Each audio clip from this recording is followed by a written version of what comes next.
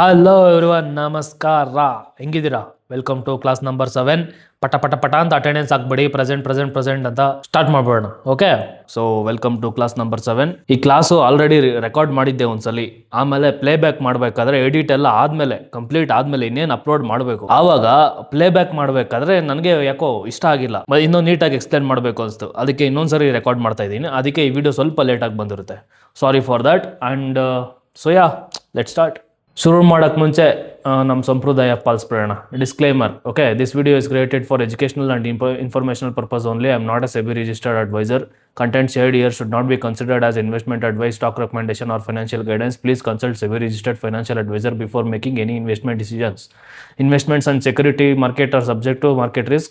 Read all the related documents carefully before investing. My intention is purely to spread awareness and knowledge about the stock market, not to provide personalized financial advice.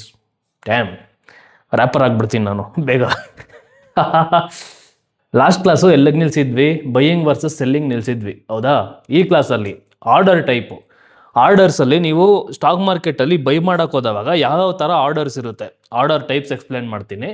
And next risk reward ratio ಮತ್ತು position sizing, ಈ ಮೂರು cover ಮಾಡೋಣ. Okay, ಈ ಕ್ಲಾಸಲ್ಲಿ notes ಮಾಡ್ಕೊಳ್ಳಿ. And then ವಿಡಿಯೋನ ಕ್ಲಿಯರಾಗಿ ನೋಡಿ ಮತ್ತೆ ನೋಟ್ಸ್ ಮಾಡ್ಕೊಳ್ಳಿ.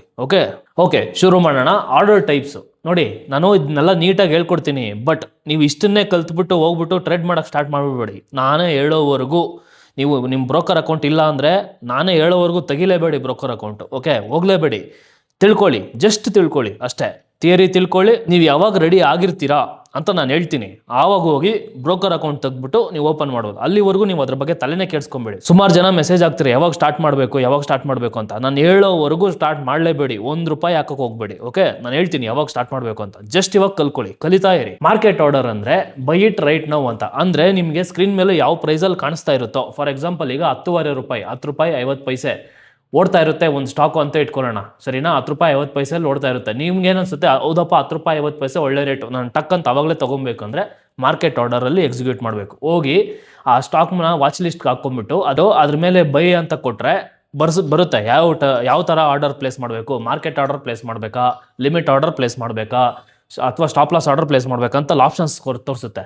ಅದರಲ್ಲಿ ಮಾರ್ಕೆಟ್ ಆರ್ಡರ್ನ ನೀವು ಸೆಲೆಕ್ಟ್ ಮಾಡಿಕೊಂಡ್ರೆ ಅದು ₹10.50 ರೇಟ್ ಓಡ್ತಾ ಇದೆ ಅಂದರೆ ಆ ರೇಟಲ್ಲಿ ಟಕ್ಕಂತ ಮಿಲಿ ಸೆಕೆಂಡ್ಸಲ್ಲಿ ಎಕ್ಸಿಕ್ಯೂಟ್ ಆಗೋಗುತ್ತೆ ಟ್ರೇಡ್. ಅರ್ಥ ಆಯ್ತಾ? ನೀವು ಮಾರ್ಕೆಟ್ ಆರ್ಡರ್ನ ಎಕ್ಸಿಕ್ಯೂಟ್ ಮಾಡಿದಾಗ ಅದರ ಅರ್ಥ ಏನು ಅಂದರೆ, ನೀವು ಬ್ರೋಕರ್ಗೆ ಹೇಳ್ತಾ ಇದ್ದೀರಾ, I don't care about exact price, just buy or sell my shares as fast as humanly possible at whatever price is currently available. ಅಂದರೆ ನೀವು ಬ್ರೋಕರ್ ವೆಬ್ಸೈಟಲ್ಲಿ ಅಥವಾ ಆ್ಯಪಲ್ಲಿ ಆ ಮಾರ್ಕೆಟ್ ಆರ್ಡರ್ ಎಕ್ಸಿಕ್ಯೂಟ್ ಮಾಡಿದ್ರೆ, ಬೈ ಆರ್ಡರ್ ಇರ್ಬೋದು ಅಥವಾ ಸೆಲ್ ಆರ್ಡರ್ ಇರ್ಬೋದು, ಎಕ್ಸಿಕ್ಯೂಟ್ ಮಾಡಿದ್ರೆ ಕರೆಂಟ್ಲಿ ಯಾವ ಪ್ರೈಸಲ್ಲಿ ಓಡ್ತಾ ಇದೆಯೋ ಆ ಪ್ರೈಸಲ್ಲಿ ನಾನು ಆರ್ಡರ್ ಎಕ್ಸಿಕ್ಯೂಟ್ ಮಾಡಬೇಕು ಅಂತ ಅರ್ಥ. ಓಕೆ, ಆವಾಗ ಮಾರ್ಕೆಟ್ ಆರ್ಡರ್ ಯೂಸ್ ಮಾಡಬೇಕು. ಇದನ್ನ ಯಾವಾಗ ಯೂಸ್ ಮಾಡೋದು ಬೆಸ್ಟು ಅಂದರೆ, when you need to enter or exit highly liquid stock immediately. ಈಗ ಫಾರ್ ಎಕ್ಸಾಂಪಲ್ ನಾನು ₹10.50 ಅಂತ ಹೇಳಿದ್ನಲ್ವಾ, ₹8 ಇರುತ್ತೆ ಅನ್ಕೊಳ್ಳಿ. ಓಪನಿಂಗ್ ₹8 ಇರುತ್ತೆ, ರೈಸ್ ಆಗ್ತಾ ₹10.50 ಹೊಟ್ಟೋಗುತ್ತೆ. 10.50 ಒಂದು ರೆಸಿಸ್ಟೆನ್ಸ್ ಝೋನು ಅಥವಾ ಏನೋ ಒಂದು ಮಾರ್ಕ್ ಮಾಡಿ ಇಟ್ಕೊಂಡಿರ್ತೀರ. ₹10 ಮೇಲೆ ಹೋದ್ರೆ ನಾನು ತೊಗೊತೀನಿ ಅಂತ ಇಟ್ಕೊತೀರಾ. ಆ ಸ್ಟಾಕ್ ಮೂವ್ಮೆಂಟ್ ನೋಡಿದ್ರೆ ಫುಲ್ ಸ್ಪೀಡ್ ಇರುತ್ತೆ. ಅಲ್ಲಿ ಹೋಗಿ ನೀವು ಟಕ್ಕಂತ ಇವಾಗ ಎಕ್ಸಿಕ್ಯೂಟ್ ಮಾಡಬೇಕು ಟ್ರೇಡು, ಅದೇ ಪ್ರೈಸಲ್ಲಿ ಎಕ್ಸಿಕ್ಯೂಟ್ ಮಾಡಬೇಕು, ವೆಯ್ಟ್ ಮಾಡೋಕ್ಕಾಗಲ್ಲ. ಆವಾಗ ಮಾರ್ಕೆಟ್ ಆರ್ಡರ್ ಎಕ್ಸಿಕ್ಯೂಟ್ ಮಾಡೋದು. ಅರ್ಥ ಆಯ್ತಾ? ನೆಕ್ಸ್ಟ್ ಲಿಮಿಟ್ ಆರ್ಡರ್ ಅಂದರೆ, it tells your broker only execute my trade if the price reaches my target price or better. ಅದರಲ್ಲಿ 2 ಟೈಪ್ ಇರುತ್ತೆ, ಬೈ ಲಿಮಿಟು, ಸೆಲ್ ಲಿಮಿಟು. ಅಂದರೆ ಇವಾಗ ಸ್ಟಾಕ್ ನಾನು ಆವಾಗಲೇ ಹೇಳ್ದಂಗೆ ₹10.50 ಇರುತ್ತೆ. ನಿಮ್ಗೇನು ಬೇಕು, ಸ್ಟಾಕ್ ₹10.50 ನಾನು ನಿಮಗೆ ಬೇಡ, ಓವರ್ ಪ್ರೈಸ್ ಅನ್ಸ್ಬಿಡುತ್ತೆ. ನಿಮ್ಗೇನು ₹8 ಸ್ಟಾಕ್ ಬೇಕು. ನೀವೇನು ಮಾಡ್ತೀರಾ, ಪ್ರೈಸ್ ಬರಲಿ ಇಲ್ಲಿಗೆ ಬಂದು ಆಮೇಲೆ ಬೇಕಾದರೆ ತಗೊಳ್ಳೋಣ ಅಂತ ಹೇಳ್ಬಿಟ್ಟು ನಿಮ್ಮ ಆರ್ಡರ್ನ ಇಲ್ಲಿಗೆ ಪ್ಲೇಸ್ ಮಾಡ್ತೀರಾ ₹8. ಸರಿನಾ? ನಿಮ್ಮ ಲಿಮಿಟ್ ಆರ್ಡರ್ನ ₹8 ಪ್ಲೇಸ್ ಮಾಡಿದ್ರೆ, ನೀವು ಬೈ ಲಿಮಿಟ್ ಹಾಕಿದ್ರೆ ಏನು, ₹8ಗಿಂತ ಕೆಳಗಡೆ ಹೋದ್ರೆ ಮಾತ್ರ ನನ್ನ ಆರ್ಡರ್ ಎಕ್ಸಿಕ್ಯೂಟ್ ಆಗಲಿ ಅಂತ ಅರ್ಥ. ಲಿಮಿಟ್ ಅಂದರೆ ಅದು ಆ ಪ್ರೈಸಲ್ಲಿ ಸಿಕ್ಕಿದ್ರೆ ಮಾತ್ರ ಬೇಕು ನನಗೆ ಅಂತ ಅರ್ಥ. ಬೇರೆ ಪ್ರೈಸಲ್ಲಿ ಬೇಡ ನನಗೆ, ಮಾರ್ಕೆಟ್ ಪ್ರೈಸಲ್ಲಿ ಬೇಡ. ಇವಾಗ ಅಲ್ಲಿ ಏನು ₹10.50 ಏನಿದೆ ಸ್ಟಾಕು, ಅಲ್ಲಿ ನನಗೆ ಬೇಡ, ನನಗೆ ₹8 ಬೇಕು. ₹8 ಬೇಕು ಅಂದರೆ ಅಲ್ಲಿ ಲಿಮಿಟ್ ಆರ್ಡರ್ ಬಿಟ್ಬಿಟ್ರೆ ಅಲ್ಲಿಗೆ ಬಂದರೆ ಪ್ರೈಸು ಆರ್ಡ್ರು ಎಕ್ಸಿಕ್ಯೂಟ್ ಆಗುತ್ತೆ. ಅರ್ಥ ಆಯ್ತಾ? ಇದೇ ಲಿಮಿಟ್ ಆರ್ಡರ್. ಸರಿನಾ? ಬೆಸ್ಟ್ ಯಾವಾಗ ಯೂಸ್ ಆಗುತ್ತೆ ಅಂದರೆ, when you want to buy a stock in a dip or take profits a specific resistance level without sitting in front of screen all day. ಅಂದರೆ ಇವಾಗ ₹10.50 ಟ್ರೇಡ್ ಆಗ್ತಾ ಇರುತ್ತಪ್ಪ, ಮೇಲೆ ಕೆಳಗಡೆ ಹೋಗ್ತಾ ಇರುತ್ತೆ. ನಿಮಗೇನು ₹8 ಬೇಕು ಅಷ್ಟೇ. ನೀವು ಅಲ್ಲಿ ಕಾಯ್ಕೊಂಡಿರ್ಬೇಕಾಗಿರೋ ಅವಶ್ಯಕತೆ ಇಲ್ಲ, ಬರಲಿ ಅಂತ. ₹8 ಲಿಮಿಟ್ ಆರ್ಡರ್ ಪ್ಲೇಸ್ ಮಾಡೋದನ್ನ ಲಿಮಿಟ್ ಆರ್ಡರ್ 8 ರೂಪಾಯಲ್ಲಿ ಪ್ಲೇಸ್ ಮಾಡಿದೆ, ಅಷ್ಟೇ ಮುಗೀತು, ಹೋಗಿ ಮಲ್ಕೊಳ್ಳಿ ಆರಾಮಾಗಿ. ಪ್ರೈಸ್ ಅಲ್ಲಿಗೆ ಬಂದರೆ ಆರ್ಡರ್ ಆದಷ್ಟು ಕದೇ ಎಕ್ಸಿಕ್ಯೂಟ್ ಆಗುತ್ತೆ, ಇಲ್ಲ ಅಂದರೆ ಇಲ್ಲ, ಆರ್ಡರ್ ಕ್ಲೋಸ್ ಆಗುತ್ತೆ. ಎಂಡ್ ಆಫ್ ದಿ ಡೇ ಅಲ್ಲಿ ಆರ್ಡರ್ ಕ್ಲೋಸ್ ಆಗುತ್ತೆ ಅಷ್ಟೇ. ಅದೇ ಸರಿ ಆಯಿತು, ನೀವು 10 ರೂಪಾಯಲ್ಲಿ ತೊಗೊಂಡ್ಬಿಟ್ಟಿದ್ರೆ ಇವಾಗ ನೀವು ಏನು ಮಾಡಬೇಕು, ಇವಾಗ 12 ರೂಪಾಯಲ್ಲಿ ನಾನು ಪ್ರಾಫಿಟ್ ಬುಕ್ ಮಾಡ್ಕೊಬೇಕು. 2 ರೂಪಾಯಿ ಪ್ರಾಫಿಟ್ ಸಾಕು ಪರ್ ಟ್ರೇಡ್ಗೆ. ನಾನು 12 ರೂಪಾಯಲ್ಲಿ ಪ್ರಾಫಿಟ್ ಬುಕ್ ಮಾಡ್ಕೊಬೇಕಂದ್ರೆ 12 ರೂಪಾಯಲ್ಲಿ ಲಿಮಿಟ್ ಆರ್ಡರ್ ಆಗಿಬಿಡಿ, ಬಿಟ್ಬಿಡಿ ಅಷ್ಟೇ. ಅಲ್ಲಿ ಬುಕ್ ಆಗೋಗುತ್ತೆ. ಅಲ್ಲಿಗೆ ಹೋಗಿಲ್ಲ ಅಂದರೆ ಆರ್ಡರ್ ಕ್ಯಾನ್ಸಲ್ ಆಗುತ್ತೆ by the end of the day.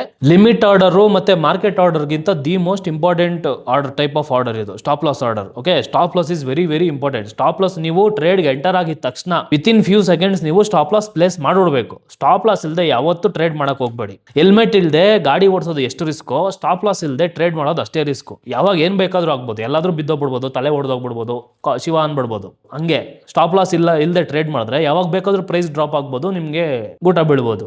So better helmet ಇಲ್ಲದೆ ಗಾಡಿ ಓಡಿಸ್ಬಾರ್ದು, ಸ್ಟಾಪ್ ಲಾಸ್ ಇಲ್ಲದೆ ಟ್ರೇಡ್ ಮಾಡಬಾರ್ದು. ಅರ್ಥ ಆಯ್ತಾ? ಈಗ ನೀವು ಸ್ಟಾಪ್ ಲಾಸ್ ಆರ್ಡರ್ನ ಪ್ಲೇಸ್ ಮಾಡ್ತೀರಲ್ವಾ, ಆವಾಗ ನೀವು ಬ್ರೋಕರ್ನ ಕರೆದ್ಬಿಟ್ಟು ಹೇಳ್ದಂಗೆ ಏನಂತ, if the stock price falls to a dangerous level automatically trigger to sell order to limit my losses. ಅಂದರೆ ಈಗ ಸ್ಟಾಕು ಒಂದು 300 ರೂಪಾಯಲ್ಲಿ ಇರುತ್ತೆ ಅಂದ್ಕೊಳ್ಳಿ, ನೀವು ಸ್ಟಾಪ್ ಲಾಸ್ನ 280 ರೂಪಾಯಲ್ಲಿ ಇಟ್ಟಿರ್ತೀರಾ. ಇದ್ರ ಅರ್ಥ ಏನು ಅಂದರೆ, ಸ್ಟಾಪ್ ಲಾಸ್ನ 280 ರೂಪಾಯಲ್ಲಿ ಸ್ಟಾಪ್ ಲಾಸ್ ನಾನು ಇಟ್ಟಿದ್ದೀನಿ ಅನ್ನೋ ಅರ್ಥ ಏನು ಅಂದರೆ, ಬ್ರೋಕರ್ಗೆ ನೀವು ಹೇಳ್ತಾ ಇದ್ದೀರಾ, ನೋಡಪ್ಪ 300 ರೂಪಾಯಲ್ಲಿ ನಂದು ಸ್ಟಾಕ್ ಟ್ರೇಡ್ ಆಗ್ತಾ ಇದೆ, ನಾನು ಪರ್ ಸ್ಟಾಕು ಬರೀ 20 ರೂಪಾಯಿ ಅಷ್ಟೇ ರಿಸ್ಕ್ ತಗೊಳಕ್ಕೆ ರೆಡಿ ಇದ್ದೀನಿ, ನನಗೆ 280 ರೂಪಾಯಿಗಿಂತ ಕೆಳಗಡೆ ಹೋಗ್ಬಾರ್ದು ನನ್ನ ಸ್ಟಾಕ್ ಪ್ರೈಸು, ಸರಿನಾ? ಅಕಸ್ಮಾತ್ ಹೋದರೆ ನಂದು ಪೊಸಿಷನಿಂದ ಔಟ್ ಆಗ್ಬಿಡ್ಬೇಕು ನಾನು. ಈ ಥರ ಹೇಳ್ತಾ ಇದ್ದೀರಾ ಬ್ರೋಕರ್ಗೆ ನೀವು. ಆಗ ಆ ಆರ್ಡರ್ ಪ್ಲೇಸ್ ಆದಾಗ ಏನಾಗುತ್ತೆ, ಕೆಳಗಡೆ ಬರುತ್ತೆ ಅಂದ್ಕೊಳ್ಳಿ, 280 ರೂಪಾಯಿ ಟಚ್ ಆಗಿದ ತಕ್ಷಣ ಪಟ್ ಅಂತ ಪೊಸಿಷನಿಂದ ಎಕ್ಸಿಟ್ ಆಗೋಗುತ್ತೆ. 20 ರೂಪಾಯಿ ಲಾಸಲ್ಲಿ ನಿಮ್ಮ ಪೊಸಿಷನ್ ಎಕ್ಸಿಟ್ ಆಗೋಗುತ್ತೆ. ಅರ್ಥ ಆಯ್ತಾ? ಇದು ಸ್ಟಾಪ್ ಲಾಸ್ ಆರ್ಡರ್. ಇದರಲ್ಲಿ 2 ಟೈಪ್ ಇದೆ, stop loss market order, stop loss limit order. ಅಂದರೆ ಫಾರ್ ಎಕ್ಸಾಂಪಲ್ ಈಗ 300 ಅಂತ ಹೇಳಿದ್ನಲ್ವಾ, 300 280ಯಲ್ಲಿ 280 ರೂಪಾಯಿಗೆ ಬಂದು ಪ್ರೈಸ್ ಟಚ್ ಆಯ್ತಾ, ಅದು ಏನಾದರೂ ಆಗಲಿ ಮಾರ್ಬಿಡ್ಬೇಕು ಅಷ್ಟೇ, ಅದರ ಅರ್ಥ. ಓಕೆ, ಸ್ಟಾಪ್ ಲಾಸ್ ಮಾರ್ಕೆಟ್ ಅರ್ಥ. ಬಟ್ ಈ ಸ್ಟಾಪ್ ಲಾಸ್ ಮಾರ್ಕೆಟ್ ಆರ್ಡರ್ ಒಂದೊಂದ್ಸಲಿ ವರ್ಕ್ ಆಗಲ್ಲ. ಲಿಕ್ವಿಡಿಟಿ ಕಮ್ಮಿ ಇದ್ದಾಗ ಅಥವಾ ಕ್ಯಾಂಡಲ್ ಗ್ಯಾಪ್ಸ್ ಕ್ರಿಯೇಟ್ ಮಾಡಿದಾಗ ಆ ಮಾರ್ಕೆಟು ಆರ್ಡರ್ ಟ್ರಿಗರ್ ಆಗಲ್ಲ. 280 ರೂಪಾಯಲ್ಲಿ ಇಟ್ಟಿರ್ತೀರಲ್ವಾ, ಸಡನ್ ಮೂವ್ಮೆಂಟ್ ಬಂದ್ಬಿಡ್ತು, ಒಂದೇ 2 ಕ್ಯಾಂಡಲಲ್ಲಿ ಸಡನ್ ಮೂವ್ಮೆಂಟ್ ಬಂದ್ಬಿಡ್ತು, 280 ರೂಪಾಯಿ ಪ್ರೈಸ್ ಮುಟ್ಟೇ ಇಲ್ಲ, 278ಕ್ಕೆ ಬಂತು, 282ಕ್ಕೆ ಬಂತು, ಅಲ್ಲಿಂದ ಸೀದಾ ಗ್ಯಾಪ್ ಕ್ರಿಯೇಟ್ ಮಾಡಿಬಿಟ್ಟು ಸೀದಾ 275ಗೆ ನೆಕ್ಸ್ಟ್ ಓಪನ್ ಆಗೋಯ್ತು ಅಂದರೆ ನೆಕ್ಸ್ಟ್ ಕ್ಯಾಂಡಲ್ಲು ನಿಮ್ಮ ಆರ್ಡರ್ ಟ್ರಿಗರೇ ಆಗಲ್ಲ. ಆವಾಗ ಏನಾಗುತ್ತೆ, ಲಾಸ್ ಜಾಸ್ತಿ ಆಗುತ್ತೆ ಅಲ್ವಾ? ಅದನ್ನು ಪ್ರಿವೆಂಟ್ ಮಾಡೋಕ್ಕೆ ಈ order stop loss limit order.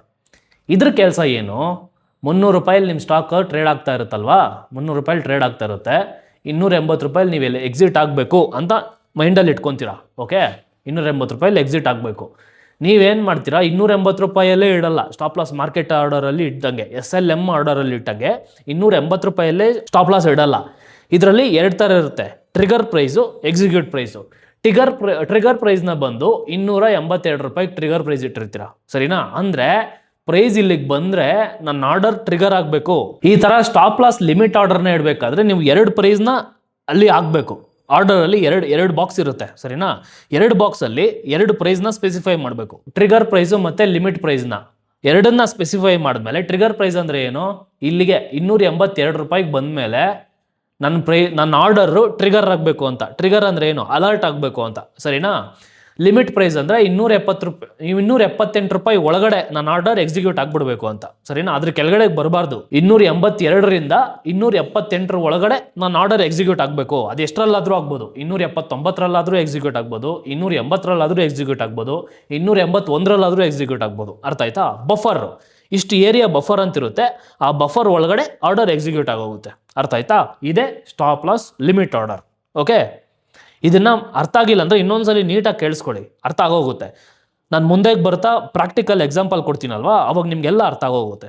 Next trailing stop loss order. For example ನಾನು 40 ರೂಪಾಯಲ್ಲಿ ಒಂದು ಸ್ಟಾಕ್ನ ಟ್ರೇಡ್ ತಗೊಂಡಿರ್ತೀನಪ್ಪ, ಸರಿನಾ? 40 ರೂಪಾಯಲ್ಲಿ ತಗೊಂಡಿರ್ತೀನಿ, ನಾನು ಸ್ಟಾಪ್ ಲಾಸಲ್ಲಿ ಇಟ್ಟಿರ್ತೀನಿ 30 ರೂಪಾಯಲ್ಲಿ ನಾನು ಸ್ಟಾಪ್ ಲಾಸ್ ಇಟ್ಟಿರ್ತೀನಿ, ಸರಿನಾ? ಸ್ಟಾಪ್ ಲಾಸ್ 30 ರೂಪಾಯಲ್ಲಿ ಇಟ್ಟಿರ್ತೀನಿ, ನಂದು ಟ್ರೇಡ್ ಎಕ್ಸಿಕ್ಯೂಟ್ ಆಗಿರೋದಲ್ಲಿ 40 ರೂಪಾಯಿಲಿ ಇಲ್ಲಿ, ಸರಿನಾ? ಸ್ಟಾಕು ತುಂಬ ಬುಲ್ಲಿಶ್ ಟ್ರೆಂಡಲ್ಲಿದೆ, ಮೇಲೆ ಹೋಗ್ತಾನೇ ಇದೆ, 45ಗೂ ಇದು, ಆಮೇಲೆ 50, 55 ಈ ಥರ ಮೇಲಕ್ಕೆ ಹೋಗ್ತಾನೇ ಇತ್ತು ಅಂದ್ಕೊಳ್ಳಿ.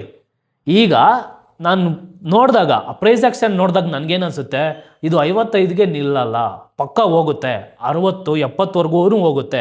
ಅಂದರೆ ಬ್ರೇಕ್ ಇವನ್ಗೆ ತಲುಪೋಯ್ತು ನನ್ನ ಪೊಸಿಷನ್ನು. ನನಗೆ ಅಕಸ್ಮಾತ್ ಸ್ಟಾಕ್ ಪ್ರೈಸ್ ಉಲ್ಟಾ ಬಂದು ನಾನು ಸ್ಟಾಪ್ ಲಾಸ್ ಇಟ್ಟಾದ್ರೂ ನನಗೆ ಲಾಸು ಆಗಲ್ಲ, ಲಾಭನೂ ಆಗಲ್ಲ, ಸರಿನಾ? ನ್ಯೂಟ್ರಲ್ ಆಗಿ ನನ್ನ ಪೊಸಿಷನ್ ಎಕ್ಸಿಟ್ ಆಗೋಗುತ್ತೆ. ಅದೇ ಪ್ರೈಸು 60 ರೂಪಾಯಿಂದ ಹಂಗೆ ಮೇಲೆ ಹೋಯ್ತು, 70 ರೂಪಾಯಿಗೆ ಹೋಯ್ತು, 80 ರೂಪಾಯಿಗೆ ಹೋಯ್ತು, ಈ ಥರ ಅನ್ಕೊಳ್ಳಿ, ಸರಿನಾ? 10 ರೂಪಾಯಿ ಜಂಪ್ ಆಗ್ತಾ ಹೋಗ್ತಾ ಇದೆ ಅಂತ ನಾನೇನು ಮಾಡ್ತೀನಿ, ನಾನು ಸ್ಟಾಪ್ ಲಾಸ್ ಆರ್ಡ್ರನ್ನ ಶಿಫ್ಟ್ ಮಾಡ್ಕೊಂಡು ಹೋಗ್ತಾ ಇರ್ತೀನಿ. 50 ರೂಪಾಯಲ್ಲಿ ಇದ್ದಿದ್ದನ್ನ 60 ರೂಪಾಯಿಗೆ ತೊಗೊತೀನಿ, ಮತ್ತೆ 70ರಿಂದ ಪ್ರೈಸ್ 80ಗೆ ಹೋಯ್ತು ಅಂದ್ಕೊಳ್ಳಿ, ಆವಾಗ ನಾನು ಮತ್ತೆ ಇಲ್ಲಿರೋ ಸ್ಟಾಪ್ ಲಾಸ್ ಆರ್ಡ್ರನ್ನ ಎತ್ತಿ 70ಕ್ಕೆ ಶಿಫ್ಟ್ ಮಾಡ್ತೀನಿ. ಚೇಸ್ ಮಾಡ್ತಾ ಇದ್ದೀನಿ ಬೇಸಿಕಲಿ, ಅರ್ಥ ಆಯ್ತಾ? ಪ್ರೈಸ್ ಹೆಂಗೆ ಮೇಲೆ ಹೋಗ್ತಾ ಇದೆಯೋ ಆ ಥರ ನಾನು ಚೇಸ್ ಮಾಡ್ತಾ ಇದ್ದೀನಿ. Okay, same thing works in reverse also. Sell ಮಾಡಿದಾಗೂ ಅಷ್ಟೇ ಇದೇ ಥರ ವರ್ಕ್ ಆಗುತ್ತೆ. ಇದು ಸ್ಟಾಪ್ ಲಾಸು ಸೆಲ್ ಮಾಡಿದಾಗ ಸ್ಟಾಪ್ ಲಾಸ್, ಫಾರ್ ಎಕ್ಸಾಂಪಲ್ ಈಗ 100 ರೂಪಾಯಲ್ಲಿ ನಾನು ಸ್ಟಾಕ್ನ ಸೆಲ್ ಮಾಡಿರ್ತೀನಿ ಅಂದ್ಕೊಳ್ಳಿ, ಸ್ಟಾಕು ಕೆಳಗಡೆಗೆ ಬರ್ತಾ 80 ರೂಪಾಯಿಗೆ ಬರುತ್ತೆ, ಸರಿನಾ? ನಾನು ಫಸ್ಟ್ ಏನು ಇಟ್ಟಿರ್ತೀನಿ, ಸ್ಟಾಪ್ ಲಾಸು 110 ರೂಪಾಯಲ್ಲಿ ಸ್ಟಾಪ್ ಲಾಸ್ ಇಟ್ಟಿರ್ತೀನಿ. 80 ರೂಪಾಯಲ್ಲಿ ನಾನು ಸೆಲ್ ಮಾಡಿದರೆ 110 ರೂಪಾಯಲ್ಲಿ ಸ್ಟಾಪ್ ಲಾಸ್ ಇಟ್ಟಿರ್ತೀನಿ. ಸ್ಟಾಕು ಬೀಳ್ತಾ 80 ರೂಪಾಯಿಗೆ ಬರುತ್ತೆ. ಆಗ ನಾನೇನು ಮಾಡ್ತೀನಿ, ನಾನು ಸ್ಟಾಪ್ ಲಾಸ್ 110 ರೂಪಾಯಲ್ಲಿರೋ ಸ್ಟಾಪ್ ಲಾಸ್ನ ಎತ್ತಿ 100 ರೂಪಾಯಿಗೆ ಶಿಫ್ಟ್ ಮಾಡ್ತೀನಿ.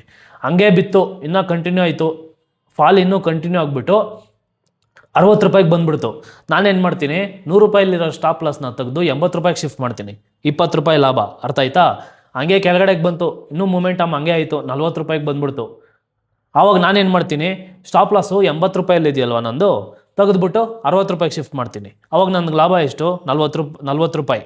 ಈಗ ಪ್ರೈಸ್ ಆಕ್ಷನ್ ನಾನು ವಿರುದ್ಧ ಹೋಗ್ಬಿಟ್ಟು, ನಾನು ಟ್ರೇಡ್ ಡೈರೆಕ್ಷನ್ ವಿರುದ್ಧ ಮೇಲೆ ರೈಸ್ ಆಗೋಗಿ ಹೋಗಿ ನಾನು ಸ್ಟಾಪ್ ಲಾಸ್ ಇಟ್ಟಾಗಿ ನನ್ನ ಪೊಸಿಷನಿಂದ ಎಕ್ಸಿಟ್ ಆದ್ರೂ ನಂಗೆ 40 ರೂಪಾಯಿ ಲಾಭ ಅಲ್ವಾ? ಇದೇ trailing stop loss. Best use case scenario ಯಾವುದು? When stock is in strong up trade and you want to ride it as far as it goes without giving back your profits when it finally turns around. ನಾನು ಹೇಳಿದ್ನಲ್ವಾ, ಮೇಲೆ ಹೋಗ್ತಾನೇ ಇದೆ stock ಅಂದರೆ ಅದನ್ನ chase ಮಾಡೋಕ್ಕೆ help ಮಾಡುತ್ತೆ. ಆಮೇಲೆ ಇನ್ನೊಂದು, ಯಾವತ್ತೇ ಆಗಲಿ ಸ್ಟಾಪ್ ಲಾಸ್ನ ನಿಮ್ಮ ಪ್ರಾಫಿಟ್ ಕಡೆಗೆ ಟ್ರೈಲ್ ಮಾಡಬೇಕೆ ಹೊರತು ಲಾಸ್ ಕಡೆಗೆ ಟ್ರೈಲ್ ಮಾಡಬಾರ್ದು. ಅಂದರೆ ಇವಾಗ ನಾನು 50 ರೂಪಾಯಲ್ಲಿ ಸ್ಟಾಕ್ನ ತೊಗೊಂಡಿರ್ತೀನಿ ಅಂದ್ಕೊಳ್ಳಿ, 40 ರೂಪಾಯಲ್ಲಿ ನಾನು ಎಸ್ ಎಲ್ ಇಟ್ಟಿರ್ತೀನಿ. ಪ್ರೈಸ್ ಆಕ್ಷನ್ನು ಕೆಳಗಡೆಗೆ ಬರ್ತಾ 40 ರೂಪಾಯಿಗೆ ಬಂದ್ಬಿಡುತ್ತೆ ಅಂದ್ಕೊಳ್ಳಿ. ನನಗೇನು ಅನಿಸುತ್ತೆ, ಅಯ್ಯೋ ಇಲ್ಲಿಂದ ಉಲ್ಟಾ ಹೊಡಿಬೋದು, ಮೇಲಕ್ಕೆ ಹೋಗ್ಬೋದು, ಬೇಡ ನಾನು 40 ರೂಪಾಯಲ್ಲಿ ಇಡೋದು ಬೇಡ, 35 ರೂಪಾಯಲ್ಲಿ ಇಡ್ತೀನಿ ಅಂದ್ಬಿಟ್ಟು ಮತ್ತೆ ಶಿಫ್ಟ್ ಮಾಡೋದು ಕೆಳಗಡೆಗೆ. ಅದು ಪ್ರೈಸ್ ಮತ್ತೆ 35ಗೆ ಬರುತ್ತೆ ಅಂದ್ಕೊಳ್ಳಿ, ಅಯ್ಯೋ ಟ್ರಿಗರ್ ಆಗಿಬಿಡುತ್ತೆ, ಸ್ಟಾಪ್ ಲಾಸ್ ಟ್ರಿಗರ್ ಆಗಿಬಿಡುತ್ತೆ, ಲಾಸ್ ಆಗಿಬಿಡುತ್ತೆ ಅಂತೇಳ್ಬಿಟ್ಟು 35 ರೂಪಾಯಿಂದ ಶಿಫ್ಟ್ ಮಾಡಿ 30ಕ್ಕೆ ಇಡೋದು. ಈ ಥರ ಮಾಡಲೇಬಾರ್ದು. ನೀವು ಟ್ರೇಡ್ಗೆ ಎಂಟರ್ ಆಗ್ತಿರಲ್ವಾ, ಆವಾಗಲೇ ಡಿಸೈಡ್ ಮಾಡ್ಕೊಂಬಿಡ್ಬೇಕು, ಓಕೆ 40 ರೂಪಾಯಿಗೆ ಬಂತಾ, ನಾನು ಔಟ್ ಅಷ್ಟೇ, ಪೊಸಿಷನ್ನಿಂದ ಔಟ್ ನಾನು, ಅದು ಏನಾದರೂ ಇಲ್ಲಿ ಔಟ್ ಆಗಿಬಿಡ್ಬೇಕು. ಮತ್ತೆ ನೀವು ಮಾಡಿಫೈ ಮಾಡಬಾರ್ದು, ಲಾಸ್ ಜಾಸ್ತಿ ಮಾಡ್ಕೊಬಾರ್ದು. ನೀವು ಕ್ಯಾಲ್ಕುಲೇಟ್ ಮಾಡ್ಕೊಂಡಿರ್ತೀರ, ಪರ್ ಸ್ಟಾಕ್ಗೆ ನಾನು 50 ರೂಪಾಯಿಲಿರೋ ಸ್ಟಾಕ್ಗೆ 40 ರೂಪಾಯಿಗೆ ಬಂದಾಗ ಪರ್ ಸ್ಟಾಕ್ಗೆ 10 ರೂಪಾಯಿ ಲಾಸ್ನ ಅಷ್ಟೇ ನಾನು ಬುಕ್ ಮಾಡ್ಕೊತೀನಿ ಅಂತ ಹೇಳ್ಬಿಟ್ಟು ಕ್ಯಾಲ್ಕುಲೇಟ್ ಮಾಡಿಕೊಂಡು ತೊಗೊಂಡಿರ್ತೀರ. ಅಲ್ಲಿಗೆ ಬಂದ ಮೇಲೆ ಆಕಾಶ ತಲೆ ಮೇಲೆ ಬೀಳಿ ಭೂಮಿ ಉಲ್ಟಾಗೋಗ್ಲಿ, ನೀವು ಆ ಪೊಸಿಷನ್ನಿಂದ ಎಕ್ಸಿಟ್ ಆಗಿಬಿಡ್ಬೇಕು ಅಷ್ಟೇ. ಗೋಲ್ಡನ್ ರೂಲ್ ಇದು. ಯಾವುದೇ ಕಾರಣಕ್ಕೂ ನಿಮ್ಮ ಲಾಸ್ನ ಜಾಸ್ತಿ ಮಾಡ್ಕೊಳಕ್ಕೆ ಹೋಗ್ಬಾರ್ದು, ಸರಿನಾ?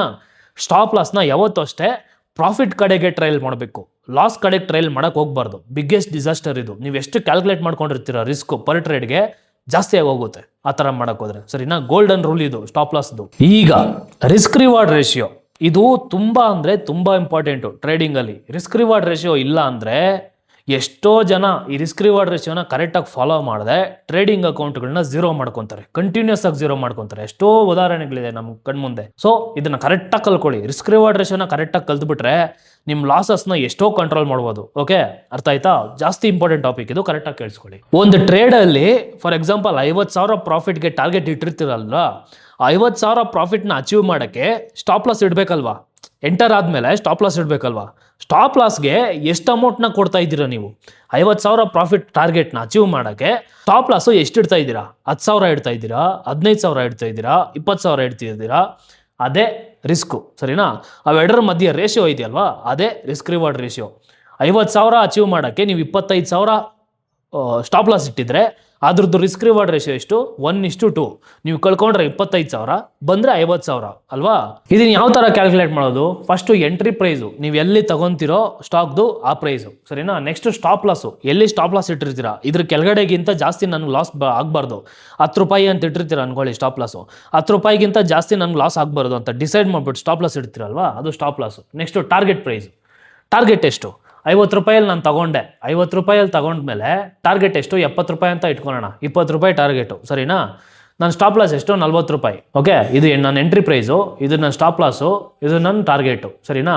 ಇದ್ರ ಮಧ್ಯೆ ಇರೋ ರೇಷಿಯೋನೇ ರಿಸ್ಕ್ ರಿವಾರ್ಡ್ ರೇಷಿಯೋ. ಅಂದರೆ ನಾನು ₹10 ರಿಸ್ಕ್ ತಗೊಂಡು ₹20 ಲಾಭ ಮಾಡ್ತಾ ಇದ್ದೀನಿ. ಅಂದರೆ ಇದ್ರ ರೇಷಿಯೋ ಎಷ್ಟು? 1:2. ಅದೇ ಇದು ರಿಸ್ಕ್ ಅಂದರೆ ಎಷ್ಟು? Entry price minus stop loss. ಅಂದರೆ ₹50 ಮೈನಸ್ ₹40. ₹50 ನಿಮ್ಮ ಎಂಟ್ರಿ ಪ್ರೈಸು, ₹40 ನಿಮ್ಮ ಸ್ಟಾಪ್ ಲಾಸ್ ಪ್ರೈಸು, ಆಯಿತಾ? ಇವೆರಡರದ್ದು ಡಿಫ್ರೆನ್ಸ್ ಎಷ್ಟು? ₹10 ಏನು? ನಿಮ್ಮ ರಿಸ್ಕು. ರಿವಾರ್ಡ್ ಏನು? Target price minus entry price. ಅಂದರೆ ನಿಮ್ಮ ಟಾರ್ಗೆಟ್ ಪ್ರೈಸ್ ಎಷ್ಟು? 70, ನಿಮ್ಮ ಎಂಟ್ರಿ ಪ್ರೈಸ್ ಎಷ್ಟು? 50. ಇವೆರಡರದ್ದು ಡಿಫ್ರೆನ್ಸ್ ಎಷ್ಟು? ₹20. ₹20 ಏನು? ನಿಮ್ಮ ರಿವಾರ್ಡು. ಇದನ್ನೇ ರಿಸ್ಕ್ ರಿವಾರ್ಡ್ ರೇಷಿಯೋ ಅಂತ ಕರೆಯೋದು. ಅರ್ಥ ಆಯ್ತಾ? ಅಂದರೆ ₹1 ಕಳ್ಕೊಳ್ಳೋಕೆ ರೆಡಿ ಇದ್ದೀರಾ, ₹2 ಟಾರ್ಗೆಟ್ ಪ್ರಾಫಿಟ್ ಮಾಡ್ತಾ ಇದ್ದೀರಾ.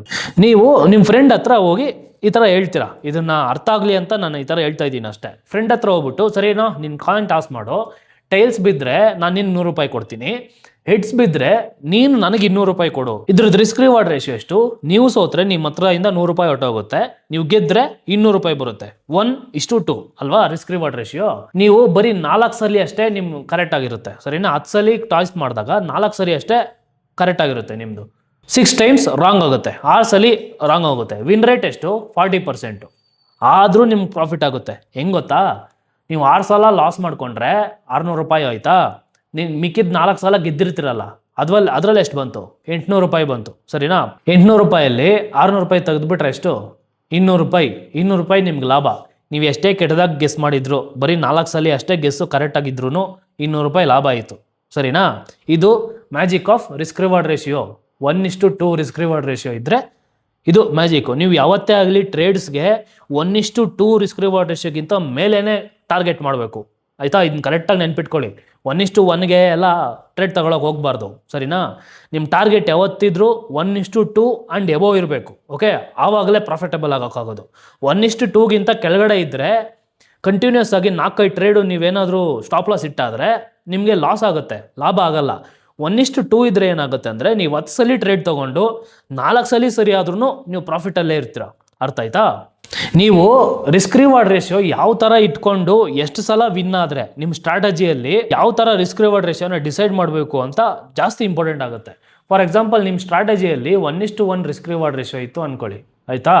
ನಿಮ್ಮ ವಿನ್ ರೇಟು 20% ಇದ್ದರೆ, ಅಂದರೆ 10 ಸಲ ನೀವು ಟ್ರೇಡ್ ತಗೊಂಡು ಬರೀ 2 ಸಲ ವಿನ್ ಆಗ್ತಾ ಇದ್ದೀರಾ ಅಂದರೆ ನೀವು ಲಾಸ್ ಅಲ್ಲಿ ಇರ್ತೀರಾ, ಸರಿನಾ? ಲಾಭ ಆಗಲ್ಲ. ನೀವು 1:1 ರಿಸ್ಕ್ ರಿವಾರ್ಡ್ ರೇಷಿಯೋ ಇದ್ದರೆ ನಿಮ್ಮ ಸ್ಟ್ರಾಟಜಿಯಲ್ಲಿ ನೀವು 6 ಸಲ ವಿನ್ ಆಗಬೇಕು. ಅಂದರೆ 10 ಸಲ ನೀವು ಟ್ರೇಡ್ ತಗೊಂಡ್ರೆ 6 ಟ್ರೇಡಲ್ಲಿ ನೀವು ವಿನ್ ಆಗಬೇಕು. ನಿಮ್ಮ ವಿನ್ ರೇಷಿಯೋ 60% ಮೇಲೆ ಇರಬೇಕು. ಆವಾಗಲೇ 1:1 ರೇಷಿಯೋದಲ್ಲಿ ಪ್ರಾಫಿಟ್ ಮಾಡೋಕ್ಕಾಗೋದು. ಅದಕ್ಕೆ ಹೇಳಿದ್ದು ನಾನು 1:1 ರೇಷಿಯೋ ಟಾರ್ಗೆಟ್ ಮಾಡೋಕ್ಕೆ ಹೋಗ್ಬಾರ್ದು. ನಿಮ್ಮ ಟಾರ್ಗೆಟ್ ಯಾವತ್ತಿದ್ರೂ 1:2ಗಿಂತ ಮೇಲೆ ಇರಬೇಕು ರಿಸ್ಕ್ ರಿವಾರ್ಡ್ ರೇಷಿಯೋ ನಿಮ್ಮ ಸ್ಟ್ರಾಟಜಿಯಲ್ಲಿ. ಅರ್ಥ ಆಯ್ತಾ? 1:2 ರಿಸ್ಕ್ ರಿವಾರ್ಡ್ ರೇಷಿಯೋ ಇದ್ದರೆ ನಿಮ್ಮ ವಿನ್ ರೇಟು 40%ಗಿಂತ ಮೇಲೆ ಇರಬೇಕು. 40%ಗಿಂತ ಕೆಳಗಡೆ ಇದ್ದರೆ ನಿಮ್ಮ ಸ್ಟ್ರಾಟಜಿದು ವಿನ್ ರೇಟು, ಅಂದರೆ ನೀವು ನಿಮ್ಮ ಸ್ಟ್ರಾಟಜಿ ಪ್ರಕಾರ ನೀವು 10 ಟ್ರೇಡ್ನ ತೊಗೊತೀರ ಅಂದ್ಕೊಳ್ಳಿ. 10 ಟ್ರೇಡ್ನ ತೊಗೊಂಡ್ಮೇಲೆ ನೀವು 4 ಟ್ರೇಡ್ಗಿಂತ ಮೇಲೇ ವಿನ್ ಆಗಬೇಕು. ಅಕಸ್ಮಾತ್ ನೀವು ಬರೀ 3 ಟ್ರೇಡ್ ವಿನ್ ಆಗ್ತಾ ಇದ್ದೀರಾ ಅಥವಾ 2 ಟ್ರೇಡ್ ವಿನ್ ಆಗ್ತಾ ಇದ್ದೀರಾ ಅಂತ ಇಟ್ಕೊಳ್ಳಿ, ಬರೀ 30% ಮತ್ತು 20% ಮಾತ್ರ ನಿಮ್ಮ ವಿನ್ನಿಂಗ್ ರೇಟ್ ಇದ್ದರೆ 1:2 ಲಾಭ ಆಗಲ್ಲ. 1:2 ರಿಸ್ಕ್ ರಿವಾರ್ಡ್ ರೇಷಿಯೋ ಅಲ್ಲಿ ಲಾಭ ನೋಡಬೇಕು ಅಂದರೆ ನೀವು ನಿಮ್ಮ ಸ್ಟ್ರಾಟಜಿ ಪ್ರಕಾರ ವಿನ್ನಿಂಗ್ ರೇಟ್ 40%ಗಿಂತ ಜಾಸ್ತಿ ಇರಬೇಕು, ಸರಿನಾ? ನೋಡಿ ಇದೆ, ಅರ್ಥ ಆಯ್ತಾ? 1:3 ಆ್ಯಂಡ್ ಎಬೋ ನೀವು ಟಾರ್ಗೆಟ್ ಮಾಡ್ತಾ ಇದ್ದರೆ ನಿಮ್ಮ ರಿಸ್ಕ್ ರಿವಾರ್ಡ್ ರೇಷಿಯೋನ ನೀವು ಬರೀ 10 ಟ್ರೇಡಲ್ಲಿ 3 ಟ್ರೇಡ್ ವಿನ್ ಆದರೆ ಸಾಕು, ಆರಾಮಾಗಿ ಪ್ರಾಫಿಟ್ ಮಾಡ್ಬೋದು. ಬಟ್ ಕ್ಯಾಚ್ ಏನು ಅಂದರೆ 1:3ಗಿಂತ ಜಾಸ್ತಿ ರಿಸ್ಕ್ ರಿವಾರ್ಡ್ ರೇಷಿಯೋ ಸಿಗೋದು ತುಂಬ ರೇರು, ತುಂಬ ವೆಯ್ಟ್ ಮಾಡಬೇಕು, ತುಂಬ ರೇರು ಸಿಗೋದು. ಅರ್ಥ ಆಯ್ತಾ? So best risk reward ratio ಎಷ್ಟು? 1:2ಗಿಂತ ಮೇಲೆ, ಓಕೆ? 1:1 ಟಾರ್ಗೆಟ್ ಮಾಡೋಕ್ಕೆ ಹೋಗ್ಬೇಡಿ, 1:2ಗಿಂತ ಮೇಲೇ ಇರಬೇಕು ನಿಮ್ಮ ಟಾರ್ಗೆಟ್ ಯಾವತ್ತಿದ್ರು. ನೋಡಿ 1:3 20% ಇದ್ದರೆ ಲಾಸ್ ಆಗುತ್ತೆ.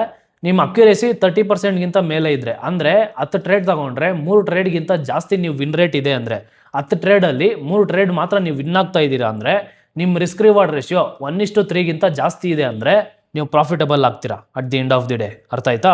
ಆಮೇಲೆ ಇದನ್ನ ನೋಡ್ಬಿಟ್ಟು ದಿನಕ್ಕೆ 10 ಟ್ರೇಡ್ ತೊಗೊಂಡ್ಬಿಟ್ಟಿರ, ಆಮೇಲೆ ಓವರ್ ಟ್ರೇಡಿಂಗ್ ಆಗುತ್ತೆ, ಅದು ಇನ್ನೊಂದು ತಲೆನೋವು. ನಾನು ಹೇಳ್ದಲ್ವಾ, ನಾನು ಹೇಳೋವರೆಗೂ ಟ್ರೇಡ್ ಮಾಡಕ್ ಹೋಗ್ಬಾರ್ದು. ಕೇಳಿಸ್ಕೊಬೇಕು, ಕಲಿತಾ ಇರ್ಬೇಕು, ನೋಟ್ಸ್ ಮಾಡ್ಕೊತಾ ಇರ್ಬೇಕು. ನೆಕ್ಸ್ಟ್ 1:4 ರಿಸ್ಕ್ ರಿವಾರ್ಡ್ ರೇಷಿಯೋ ಇದ್ರೆ, ಮತ್ತೆ ಇಲ್ಲಿ ನೋಡಿ ಮಜಾ, 1:5 ರಿಸ್ಕ್ ರಿವಾರ್ಡ್ ರೇಷಿಯೋ. ಇದು ಸಿಗೋದೇ ಇಲ್ಲ, ಚಾನ್ಸೇ ಇಲ್ಲ ಬಿಡಿ. ಎಲ್ಲ ಟ್ರೇಡಲ್ಲೂ, ಪ್ರತಿ ಟ್ರೇಡಲ್ಲೂ ನೀವು 1:5 ರಿಸ್ಕ್ ರಿವಾರ್ಡ್ ರೇಷಿಯೋ ಕ್ಯಾಚ್ ಮಾಡಕ್ ಆಗೋದೇ ಇಲ್ಲ. ಅದೇನಾದರೂ ಕ್ಯಾಚ್ ಮಾಡಿಬಿಟ್ರೆ ನೀವು 20%ಗಿಂತ ಮೇಲೆ 20% ಇದ್ರೂ ಸಾಕು, ಸರಿನಾ, ಎಲ್ಲ ಪ್ರಾಫಿಟ್ ಆಗುತ್ತೆ. ಅಂದರೆ ನೀವು 10 ಟ್ರೇಡ್ ತಗೊಳ್ತೀರಾ ಅಂದ್ಕೊಳ್ಳಿ, ಬರೀ 2 ಟ್ರೇಡ್ ಕರೆಕ್ಟ್ ಆದರೂ ಸಾಕು, ಲಾಭನೇ. 1:5 ರಿಸ್ಕ್ ರಿವಾರ್ಡ್ ರೇಷಿಯೋದಲ್ಲಿ ಇದು ತುಂಬ ಕಷ್ಟ ಅಚೀವ್ ಮಾಡೋದು, ಆಲ್ಮೋಸ್ಟ್ ನಿಯರೆಸ್ಟ್ ಟು ಇಂಪಾಸಿಬಲ್. ಇದು ನೋಡಿ, ಇದೇ ಗೋಲ್ಡನ್ ರೂಲ್ಸು ರಿಸ್ಕ್ ರಿವಾರ್ಡ್ ರೇಷಿಯೋದಲ್ಲಿ. Never take 1:1 risk reward ratio, ಸರಿನಾ. Okay, next sweet spot 1:2 or 1:3. 1:3 ಮೇಲೆ ಸಿಗೋದು ತುಂಬ ಡೌಟು. ಓಕೆ, ಕಷ್ಟ ಆ ಥರ ಟ್ರೇಡ್ಸ್ನ ಕ್ಯಾಚ್ ಮಾಡೋದು, ನನಗೆ ಅಪರೂಪ. 1 ತಿಂಗಳು 2 ತಿಂಗಳಿಗೋ ಒಂದ್ಸಲಿ ಒಂದೊಂದು ಟ್ರೇಡ್ ಸಿಗುತ್ತೆ. 1:5 1:6 ಆ ಥರ, ಸರಿನಾ. 1:2 ಮತ್ತು 1:3 ಇದು ಸ್ವೀಟ್ ಸ್ಪಾಟು. ಇಷ್ಟರಲ್ಲಿ ಟಾರ್ಗೆಟ್ ಮಾಡ್ಬೋದು ಆರಾಮಾಗಿ.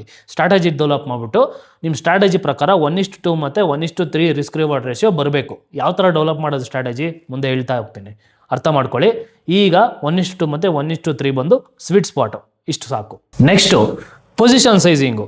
ಇದು ಅಷ್ಟೇ, ರಿಸ್ಕ್ ರಿವಾರ್ಡ್ ಎಷ್ಟು ಇಂಪಾರ್ಟೆಂಟು, ಅದ್ರ ಆದಮೇಲೆ ನೆಕ್ಸ್ಟ್ ಇಂಪಾರ್ಟೆಂಟ್ ಬಂದು ಪೊಸಿಷನ್ ಸೈಜಿಂಗು. ಅಂದರೆ ನೀವು ಪರ್ ಟ್ರೇಡು ಎಷ್ಟು ಕ್ವಾಂಟಿಟಿ ತಗೊತಾ ಇದ್ದೀರಾ, ಕಂಪ್ಲೀಟಾಗಿ ನಿಮ್ಮ ಕ್ಯಾಪಿಟಲ್ ಫುಲ್ಲು ಆಗ್ಬಿಡ್ತಾ ಇದ್ದೀರಾ ಪರ್ ಟ್ರೇಡ್ ಮೇಲೆ, ಅಥವಾ ಫ್ರಾಕ್ಷನ್ ಆಫ್ ಕ್ಯಾಪಿಟಲ್ ಆಗ್ತಾ ಇದ್ದೀರಾ, ಪೊಸಿಷನ್ ಸೈಜಿಂಗ್ ಅಂತಾರೆ. ಹೇಳ್ಕೊಡ್ತೀನಿ, ನೀಟಾಗಿ ನೋಡಿ, ಕೇಳಿಸ್ಕೊಳ್ಳಿ. ನಿಮ್ಮ ಹತ್ರ ಈಗ ಫಾರ್ ಎಕ್ಸಾಂಪಲ್ ನೀವು ಬೇಟೆ ಆಡೋಕೆ ಹೋಗ್ತೀರಾ ಅಂದ್ಕೊಳ್ಳಿ, ನಿಮ್ಮ ಹತ್ರ ಯಾವ ಬಲೆ ಇರುತ್ತೋ ಆ ಬಲೆಗೆ ಯಾವ ಪ್ರಾಣಿ ಸೂಟ್ ಆಗುತ್ತೋ ಅದನ್ನ ಮಾತ್ರ ಕ್ಯಾಚ್ ಮಾಡಬೇಕು ಅಲ್ವಾ.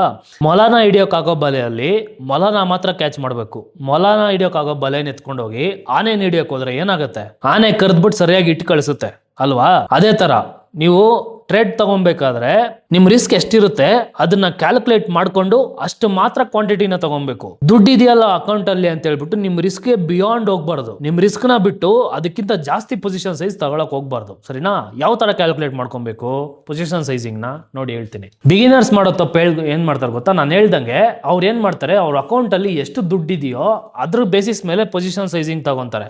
ನಾನೇನ್ ಮಾಡ್ತೀನಿ ಅಂದ್ರೆ ನಾನು ರಿಸ್ಕ್ ನ ಫಸ್ಟ್ ಕ್ಯಾಲ್ಕುಲೇಟ್ ಮಾಡ್ಕೊಂತೀನಿ. ಎಷ್ಟು, ಫಾರ್ ಎಕ್ಸಾಂಪಲ್ 1% ರಿಸ್ಕ್, ನನ್ನ ಕ್ಯಾಪಿಟಲ್ ಅಲ್ಲಿ 1% ರಿಸ್ಕ್ ಅಂದ್ರೆ ನನ್ನ ಹತ್ರ 10 ಲಕ್ಷ ಇದೆ ಅನ್ಕೊಳ್ಳಿ. 10 ಲಕ್ಷದಲ್ಲಿ 1% ಎಷ್ಟು, 10,000. ನಾನು ಪರ್ ಟ್ರೇಡ್ಗೆ 10,000 ಅಷ್ಟೇ ರಿಸ್ಕ್ ಮಾಡೋಕ್ಕಾಗೋದು, ಸರಿನಾ. ಅದ್ರ ಮೇಲೆ ನಾನು ರಿಸ್ಕ್ ಮಾಡೋದೇ ಇಲ್ಲ. ಏನಕ್ಕೆ ಅಂದರೆ ಅದೊಂದು ಗೋಲ್ಡನ್ ರೂಲು ಟ್ರೇಡಿಂಗ್ ಅಲ್ಲಿ, 1% or max to max 2%. Trade ತುಂಬ ಚೆನ್ನಾಗಿದೆ, ಒಳ್ಳೆ ಸೆಟಪ್ ಅಲ್ಲಿ ಟ್ರೇಡ್ ಸಿಕ್ತು ಅಂದ್ರೆ ಮ್ಯಾಕ್ಸಿಮಮ್ 2% ಅಷ್ಟೇ ನಾನು ರಿಸ್ಕ್ ಮಾಡೋಕೆ ಹೋಗೋದು ಪರ್ ಟ್ರೇಡ್ಗೆ. ಅಂದ್ರೆ ನಿಮ್ಮ ಹತ್ರ 10,000 ಅಕೌಂಟ್ ಇದೆ ಅನ್ಕೊಳ್ಳಿ, 1% ರಿಸ್ಕ್ ಅಂದ್ರೆ ನೀವು ಪರ್ ಟ್ರೇಡ್ಗೆ ಬರೀ 100 ರೂಪಾಯಿ ಅಷ್ಟೇ ರಿಸ್ಕ್ ಮಾಡಬೇಕು. ನಾನು ಆವಾಗಲೇ ಹೇಳಿದ್ನಲ್ಲ ಸ್ಟಾಪ್ ಲಾಸು, ನೀವು 50 ರೂಪಾಯಲ್ಲಿ ತಗೊಂಡು 40 ರೂಪಾಯಿ ಸ್ಟಾಪ್ ಲಾಸ್ ಇಡ್ತೀರಲ್ವಾ, ಇದು ಬಂದು 40 ರೂಪಾಯಿ ಇಟ್ಟಾದ್ರೆ ನಿಮ್ಮ ಅಕೌಂಟಿಂದ ಬರೀ 100 ರೂಪಾಯಿ ಮಾತ್ರ ಖಾಲಿ ಆಗಬೇಕು. ಅಷ್ಟು ಶೇರ್ಸ್ ಮಾತ್ರ ನೀವು ತಗೊಬೇಕು. ಅದನ್ನ ಹೆಂಗೆ ಕ್ಯಾಲ್ಕುಲೇಟ್ ಮಾಡೋದು, total account risk divided by trade risk is equal to number of shares. ಅಂದರೆ ಫಾರ್ ಎಕ್ಸಾಂಪಲ್ 50 ರೂಪಾಯಿಯಲ್ಲಿ ಶೇರ್ ಇದೆಯಲ್ವಾ, ನಾನು ರಿಸ್ಕ್ ಎಷ್ಟು ಪರ್ ಶೇರು 40 ರೂಪಾಯಿ ಅಲ್ವಾ. ಟೋಟಲ್ ಅಕೌಂಟ್ ಸೈಜಲ್ಲಿ ರಿಸ್ಕ್ ಎಷ್ಟು, 1% ಅಂದರೆ 100 ರೂಪಾಯಿ. ಇಲ್ಲಿ ಹೇಳ್ದಂಗೆ 10,000 ನನ್ನ ಅಕೌಂಟ್ ಸೈಜು, ಅದರಲ್ಲಿ 1% ರಿಸ್ಕ್ ತಗೊಂಡ್ರೆ 100 ರೂಪಾಯಿ ರಿಸ್ಕ್ ತಗೊತೀನಿ ಅಲ್ವಾ. ಅದನ್ನ ಇಲ್ಲಿ ಹಾಕಬೇಕು. ಟೋಟಲ್ ಅಕೌಂಟ್ ರಿಸ್ಕ್ ಎಷ್ಟು, 100 ರೂಪಾಯಿ. ಟ್ರೇಡ್ ರಿಸ್ಕ್ ಎಷ್ಟು, ಪರ್ ಟ್ರೇಡ್ಗೆ 50 ರೂಪಾಯಲ್ಲಿ ನಾನು ಎಂಟ್ರಿ, 40 ರೂಪಾಯಲ್ಲಿ ನಾನು SL. ಪರ್ ಟ್ರೇಡ್ಗೆ ರಿಸ್ಕ್ ಎಷ್ಟು, 10 ರೂಪಾಯಿ. 100 ರೂಪಾಯಿನ 10 ರೂಪಾಯಿಯಿಂದ ಡಿವೈಡ್ ಮಾಡಿದ್ರೆ ಎಷ್ಟು, 10 ಅಲ್ವಾ. ನಾನು ಎಷ್ಟು ಶೇರ್ ತಗೊಬೇಕು ಇದರಲ್ಲಿ, ಇವಾಗ ಬರೀ 10 ಶೇರ್ ಮಾತ್ರ ತಗೊಬೇಕು. ಅರ್ಥ ಆಯ್ತಾ, ಇದೇ ಪೊಸಿಷನ್ ಸೈಜಿಂಗು. ನಾನು ಇವಾಗ 10 ಶೇರು 50 ರೂಪಾಯಲ್ಲಿ 50 ರೂಪಾಯಿಲಿರೋ ಶೇರ್ಸು 10 ತಗೊಂಡ್ರೆ 40 ರೂಪಾಯಿ ಸ್ಟಾಪ್ ಲಾಸ್ ಇಟ್ಟರೆ, ಅಕಸ್ಮಾತ್ ನಾನು ಸ್ಟಾಪ್ ಲಾಸ್ ಇಟ್ಟಾದರೆ ನನಗೆ ಲಾಸ್ ಆಗೋದೆಷ್ಟು, 10 × 10 100 ರೂಪೀಸ್, 1% ಆಫ್ ಮೈ ಕ್ಯಾಪಿಟಲ್. ಇದೇ ಪೊಸಿಷನ್ ಸೈಜಿಂಗು. ಸೊ ಈ ಕ್ಲಾಸ್ನ ಕರೆಕ್ಟಾಗಿ ಕೇಳಿಸ್ಕೊಂಡಿದ್ದೀರಾ ಅಂತ ಅನ್ಕೊಂತೀನಿ. ನೀಟಾಗಿ ತಲೆಗೆ ತುಂಬಿಸ್ಕೊಳ್ಳಿ ನಾನು ಹೇಳಿದ್ದನ್ನ. ತುಂಬ ಅಂದರೆ ತುಂಬ ಇಂಪಾರ್ಟೆಂಟ್ ಕಾನ್ಸೆಪ್ಟ್ ಇದು. ಮುಂದೆ ಬರ್ತಾ ಬರ್ತಾ ನೀವು ಟ್ರೇಡಿಂಗ್ ಸ್ಟಾರ್ಟ್ ಮಾಡಿದಾಗ ತುಂಬ ಹೆಲ್ಪ್ ಆಗುತ್ತೆ, ಸರಿನಾ. ಕ್ಲಾಸ್ ಅರ್ಥ ಆಗಿದ್ದರೆ ಲೈಕ್ ಮಾಡಿ, ಸಬ್ಸ್ಕ್ರೈಬ್ ಮಾಡ್ಕೊಳ್ಳಿ. See you next video. Bye.